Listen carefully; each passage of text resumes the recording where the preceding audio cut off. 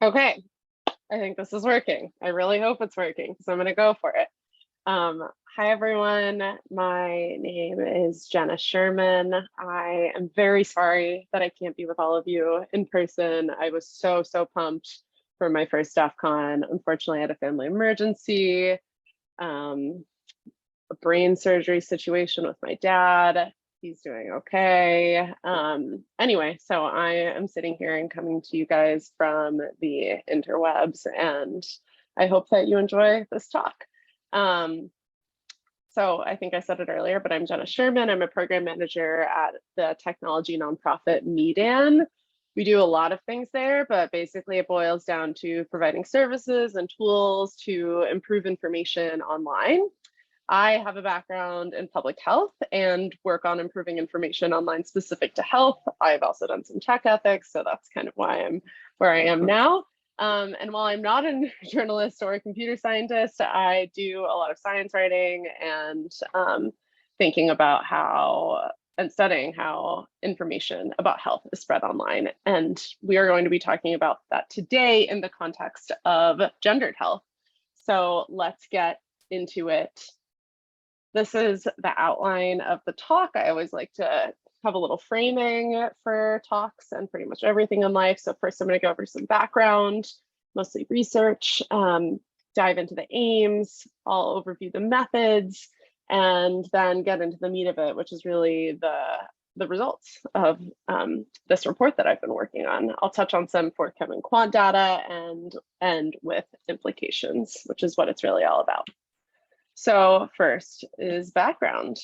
I'm going to start with a definition here because this probably isn't super familiar to everybody, at least in the specific definition form, and it's probably not super specifically known to everybody because I recently coined this term, also in partnership with one of my colleagues, Smriti Singh, and the term is gendered misinformation. And gendered misinformation, as we think of it, is the unintentional spread of false or substandard information that is about women, trans people, and non-binary people.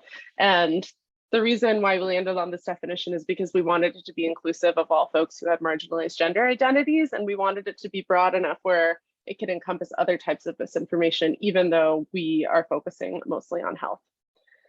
So what's the problem that we're actually talking about here? So women, trans people, and non-binary people experience the impacts of health misinformation in unique ways and in disproportionate ways.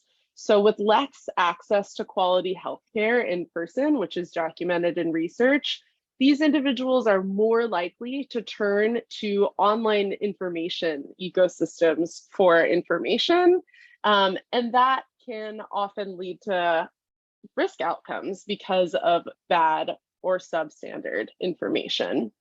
And again, this is just due to not only a lack of access in healthcare, but also marginalization in healthcare, stigma, and an existing higher risk of adverse health outcomes. But how do we know this? Like are we sure? So yeah, we're pretty sure. The field is very much still developing, but there is a lot of extant research that points to the high search rates among this demographic of folks. So I'm not going to go over all of these studies. I heard that this is a hacker conference and not a public health conference, so I'm going to try and stay away from going too deep, even though I'm on the academic track, which is fun. I'll keep it more high level. These are just some headlines from a few select publications about high search rates among women, trans people, and non-binary people. So you'll see one over here about birth club forums, and that study digs into the high rates of use of birth forums online and the quality of information there. There's another study on the right about online transgender health information seeking, which has been shown to be high, and then another one about turning to the internet for abortion access. So there's a bunch of these. Again, I'm not going to go into all of them, but essentially we have really well-documented literature explaining the phenomenon of high search rates among these demographics. These are just some visuals because I think it's very helpful to have visuals. So for instance, on the left, this is from a survey of parent internet use to access information about children's healthcare. And you can see that 80% of the sites first used to access health information were from public search engines. And I think this came after, I think something like 60 to 80% of participants were using the internet in general. And then 80% were primarily, it's a pretty big jump there, primarily using search engines. So that just gives us a sense of what folks are actually using in online spaces to find health information. It's not particularly promising, but I also do it too. I don't know anybody that doesn't. And then on the right is a histogram showing search trends among, actually, I'm trying to remember who was among. Anyway, yeah, showing search trends. I'll have to follow up the specific study to get the population, but about the 3 different searches up on the right there in different colors. So that's home abortion, self-abortion, and buy abortion pill online. And you can see that the highest here is home abortion, which peaks at 64.1%. That's the average rate of searching on the platform. And then the other 2 are around 9.6 on average and 7.8 on average, but peak around like 32.8% and 33.4%. So just more confirmation empirically of high search rates for health information rather. Okay, but why is this a problem? Well, according to Buffy, because it's wrong not to search online, but because there's a lot of bad information online. But we're gonna have to go beyond my Buffy means today to get a little deeper into the evidence. So it's wrong, not just because Buffy says so, and I promise that's my last Buffy meme, but because the quality is low. These are just a few examples from the literature, again, that I've pulled to demonstrate the challenge of low quality content online. So one study published in 2018 found that 50% of Google web pages contain misinfo that actually hindered a person's decision to get an abortion. That's pretty mind-boggling when you think about it. Another study found that out of the 5 top web page results when searching abortion pill on Google, only 1 contained scientifically accurate and usable information.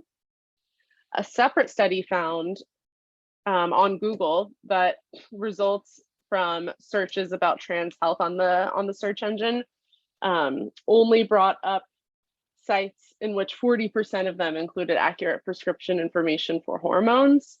And then one 2021 study analyzed 29 mobile apps and found that only 28% actually cited medical literature. So again, this is just a handful of studies. I have to say, I've been looking for a long time at this literature, and this is very much how it skews. It very much skews towards lower quality. So this isn't a challenge of like imbalance right now or representation. This is really very much the picture. Okay, so with that background in mind, I'll head into the aims of what our project was trying to do and is trying to do. So this is a report that we're working on. It's not an academic publication. It's a report in the form of a set of case studies on 3 different topics of gendered health misinformation. One is pregnancy and infant care. The second is gender-affirming care. And the third is abortion. So the first aim is to consolidate literature and examples on specific topics of gendered health misinformation online. The second aim is to highlight the urgency of gendered health misinformation online. And then the third aim, that should say 3, is to make clear the relevance of gendered health misinformation online to a range of stakeholders, including you. So I'm so happy that you're hearing me speak. Now I'm going to turn to our methodology to give you a better sense of how we actually did this. So we first began with 5 topic areas that we selected based on 1, severity of the level of misinformation online based on our own expertise. And the second was the potential for health risks. And the third was cultural relevance.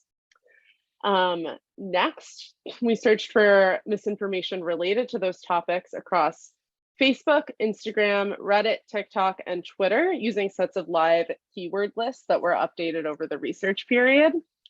And then based on preliminary findings, we narrowed the case study list down to three to three topics, as you can see in point 3 there, that captured a range of gendered health misinformation topics and had strong scientific bases. And this allowed us to carry out deeper dives, which was the goal. Step 4, after solidifying the topics, those 3 topics, we divided each case into 3 subtopics. So it's a little bit of like topic inception. And then we sourced 4 to 8 examples of misinformation on each of those subtopics. Finally, we wrote first the background for each topic, including information about online search patterns about the topic, common misinfo threads, and the health impacts of misinformation. And then secondly, we wrote the scientific explanation of why the examples presented are false and misleading. Okay, so maybe the methods weren't so simple in the end, even though I said we'd go through them quickly, but hopefully you followed along. This is the fun part, findings. So again, just keep in mind, this was not an academic study. This was based on the goal of wanting to dive deeper into these topics and to get a sense of what kinds of trends are searching using mixed methods and also more of a qualitative approach. So first is pregnancy and infant care, and we divided that topic, as I mentioned, into 3 subtopics, which were 1, prenatal health, 2, labor and delivery, and 3, postpartum and infant health. This is the TLDR because I only have 25 minutes or so, and I'm already about halfway through it. I'm gonna try and keep it short. But this is really the crux of what you should come away with for this topic. So the first is that most information about pregnancy and infant care online is low quality, but most people consuming the information don't realize this as it's presented as objective. So it's deceiving, sometimes intentionally, sometimes unintentionally. The second is that online users often receive the majority of the blame for pregnancy and infant care misinformation, which we saw online on search platforms and search engines themselves, in the media, and also in the literature.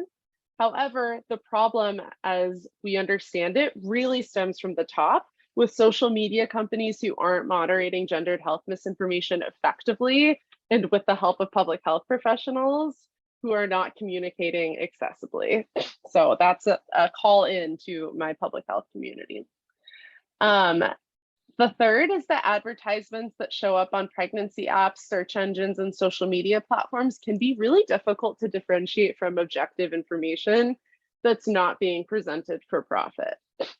And then lastly, there is a difference between misinformation and shaming, but the two can very much overlap. So those are the TLDRs on pregnancy and infant care. And now we're going to go into some of the common narratives. So for prenatal care, we focused on supplements and specifically folic acid. And these were some of the common narratives that I came across.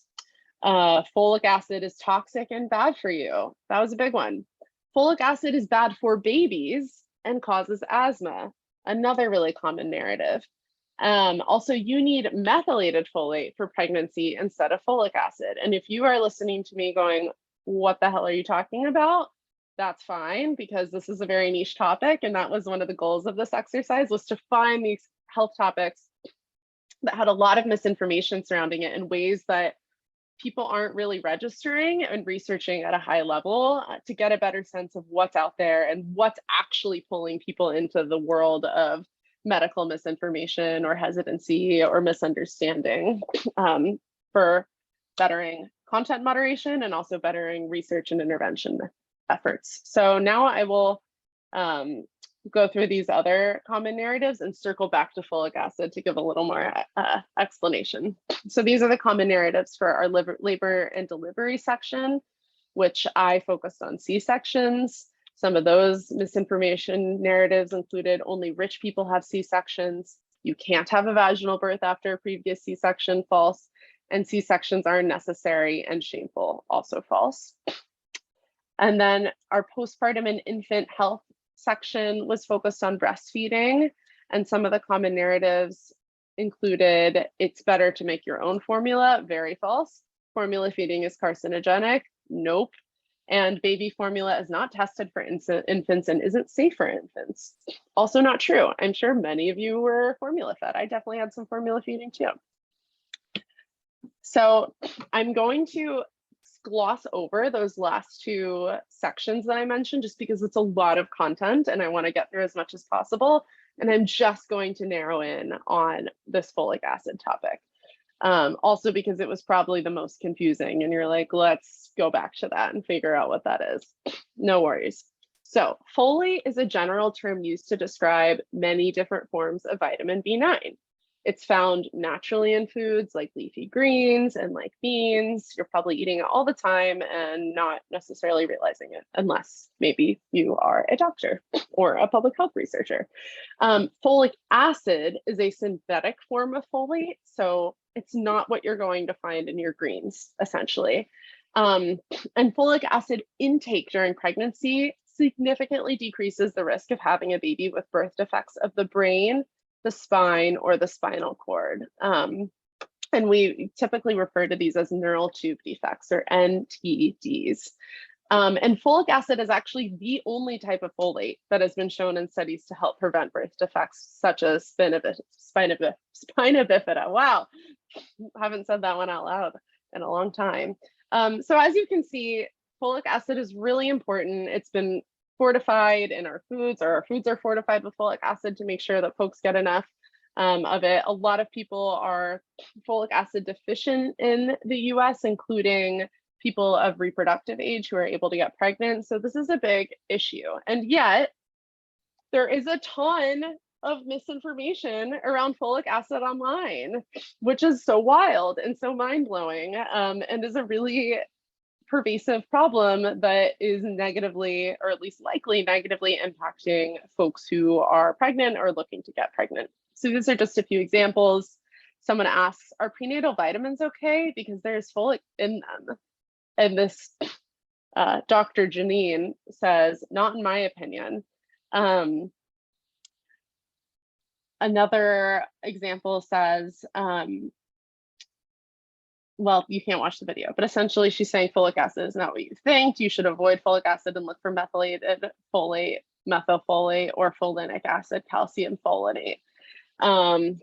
Also not good. This is not good. And then the one on the far right is very similar. Folic acid is bad for you. Methylfolate is the way to go. Take a listen. So all of these maybe seem innocuous, but they're actually creating a coordinated and pervasive narrative about the harms of folic acid online that have the potential to actually lead to health outcomes, because behavioral research shows that information online can impact behavior, including when it comes to health. So this is one of the significant narratives and significant challenges that I found when conducting this research, and which I find extremely concerning. And if you are a parent out there who gave birth, then hopefully you have an idea of how potentially dangerous this is. Okay, so next we're going to go to gender-affirming care, and our three subtopic areas here were gender-affirming hormone therapy, puberty blockers, and gender dysphoria. Let's get into it. So again, TLDR. Gender-affirming care has been shown to reduce the risk of depression, lower the risk of suicidal ideation and suicide attempts, lower rates of smoking, and improve overall mental health. And as background, gender-affirming care is a type of care that individuals use to align their physical bodies with their gender identity. This could be in the way someone dresses, this could be through speech therapy, this could be through hormones, or this could be through surgery, among other care possibilities like talk therapy. Mistreatment of trans and non-binary people in the medical system, deep-seated health disparities, pervasive transphobia, cultural cisgenderism, And the clear benefits of gender-affirming care all make searching the internet for information about trans health and gender-affirming care in particular more common. And then also gender-affirming care misinformation can stem first from malicious attempts to spread disinformation, especially transphobic disinformation, which helps to normalize myths that then circulate as misinformation. So we really noticed a strong connection between the dis and misinfo here.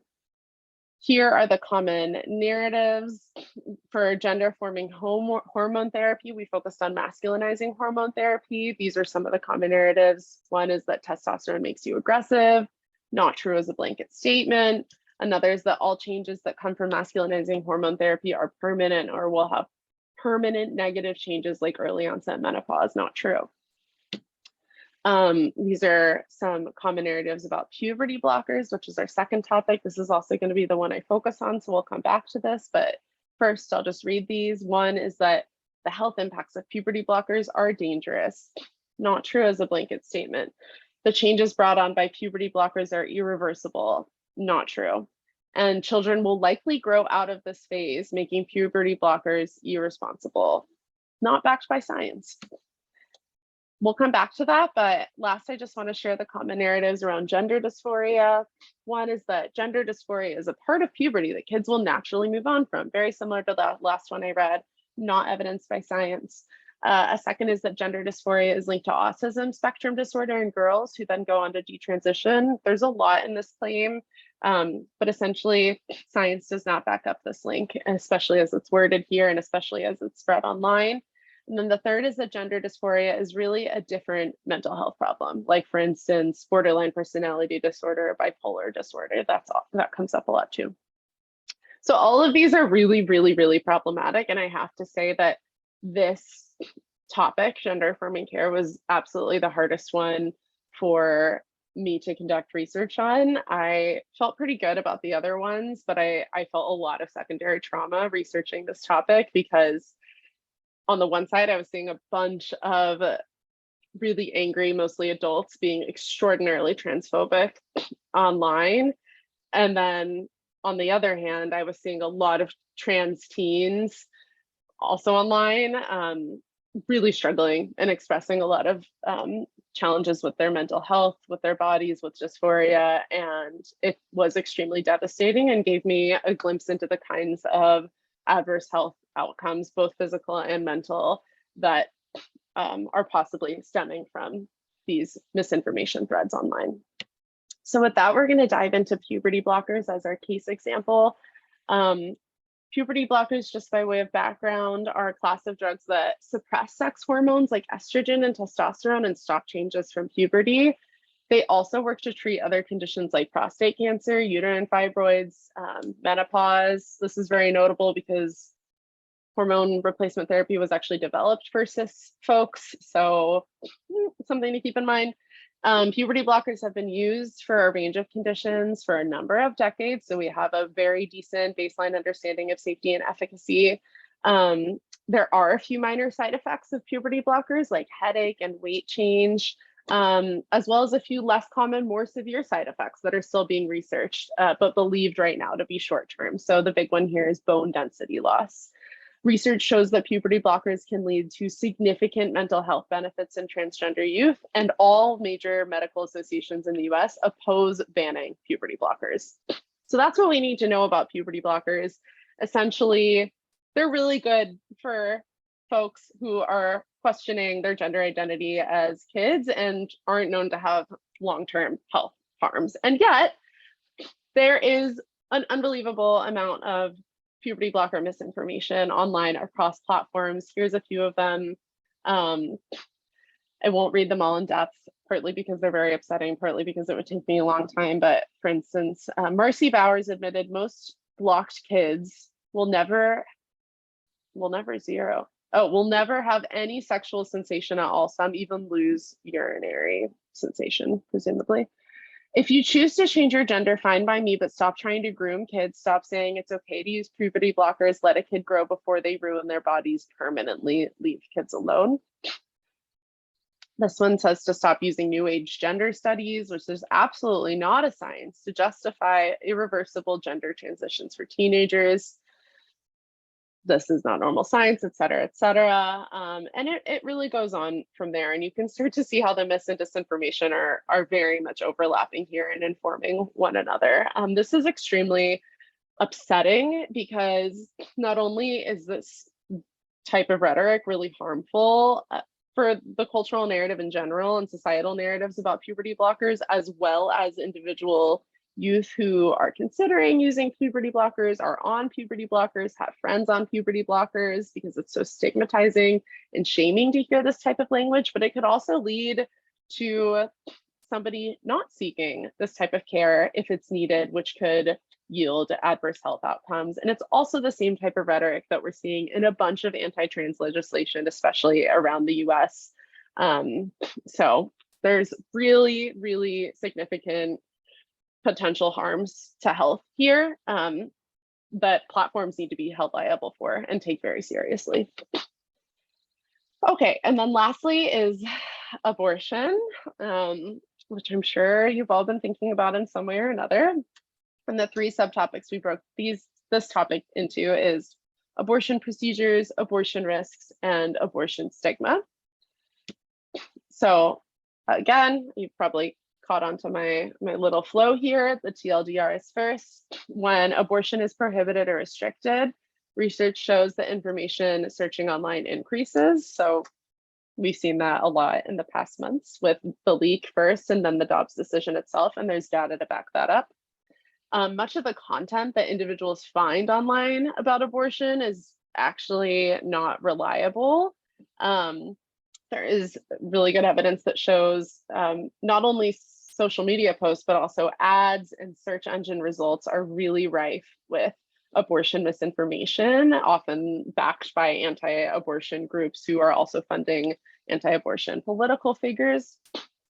A third finding is that getting quality abortion info online is most important for individuals already marginalized when it comes to their reproduction. This isn't necessarily a new or surprising finding, but was backed up when we looked into the data that showed how folks from marginalized states and countries are the ones who are most likely to be searching for this type of health information and who might not have anywhere else to get it. So by actually confirming who the folks were who are most likely to be searching for this information online, as well as seeing all of the threads of misinformation about abortion circulating online, it really highlighted for us how significant this need is for folks who are already marginalized. And then finally, inaccurate information narratives about abortion can actually affect someone's ability to make a decision about abortion. So if somebody, for instance, is redirected to a crisis pregnancy center site and doesn't realize it, this has happened to me. I spend a lot of my days like rummaging around crisis pregnancy center sites, checking out the narratives that they're using, seeing what tactics they're employing. And recently I was on one that was so well veiled as an objective site that it took me about 3 to 5 minutes to realize that it was actually a biased and political crisis pregnancy center. And if somebody came across that, if I was looking to seek an abortion, for instance, I might have made an appointment, gone in, and then, you know, especially if I was in a state with restricted abortion access, it would have taken me maybe 1 week, maybe 2 weeks longer to get an abortion. Maybe I would have felt a lot of shame and guilt after going there and waited even longer to get an abortion or not gotten one at all, and or had a negative outcome from childbirth if I went on to go to term. So these are very real health outcomes. And for the common narratives, here's some common narratives about medication abortion, which we focused on here. This is the one that we'll also dive deeper into, so keep this in mind, we'll come back to it. The first narrative is that there's an abortion reversal pill that is safe and effective. Not true. Abortion pills are unsafe. Also not true. They're actually safer than surgical abortion, which brings us to our third one. Chemical abortion is riskier than surgical abortion. Chemical abortion is a really scary way of talking about medication abortion that is intended to fearmonger. And then a fourth is that taking herbs is a safe and effective abortion method. Unfortunately, also not true. And then abortion risk, common narratives, late-term abortions are never safe. That's not necessarily true. They can actually be incredibly life-saving. Abortion causes infertility. Nope, not evidenced. And abortion is never medically justified. Also not true. And then stigma. This pertains to misinformation about stigma. So for instance, like your partner will know that you have an abortion, or providers won't want to care for you if you've had an abortion, as well as misinformation that is by nature stigmatizing. So one is that unborn babies are aborted so that their organs and cells can be harvested. This is clearly intended to make somebody feel like what they're doing is really wrong and evil and scary. You will be suicidal if you get an abortion. So that's both like making somebody already feel isolated as well as scared. And abortion causes fetal pain, which is also not true and is intended to induce guilt, shame, and stigma among those who are considering abortion or have had abortion. So now we're going to dive into abortion procedures, specifically the claim that there's an abortion reversal pill. So abortion pill reversal is basically just a really large amount of progesterone taken by a pregnant person after the first dose of medical abortion or medication abortion, which is called mifepristone, and before the second set of medication, which is misoprostol. So it's kind of, this progesterone is like sandwiched in between mifepristone and misoprostol. It's like right in the middle. But turns out the safety of abortion pill reversal is completely unproven and was stopped in clinical trials due to dangerous hemorrhaging. So among the 10 patients involved in the study before the study was cut off, 3 of the patients experienced severe hemorrhaging requiring ambulance support to a hospital, and the trial was stopped.